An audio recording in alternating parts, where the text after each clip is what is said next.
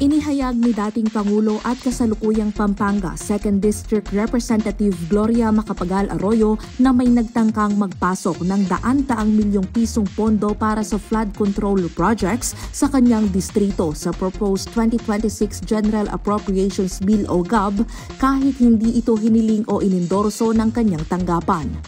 Sa isang Facebook post, sinabi ni Arroyo na natuklasan ang nasabing budget insertion habang tinatalakay ng House Committee on Appropriations ang mga amendments sa 2026 proposed budget.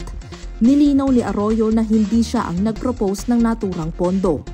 Hindi rin siya nagbigay ng detalye kung sino ang nasa likod nito at pinasalamatan niya ang Committee on Appropriations sa pagtanggal ng naturang alokasyon.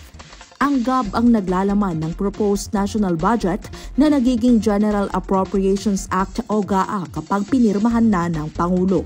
Noong October 13, inaprubahan ng House of Representatives sa third and final reading ang 6.793 trillion pesos 2026 GAB na 7.4% higher kumpara sa 6.326 trillion pesos noong 2025 at ngayon ang pinakamalaking national budget sa kasaysayan ng bansa.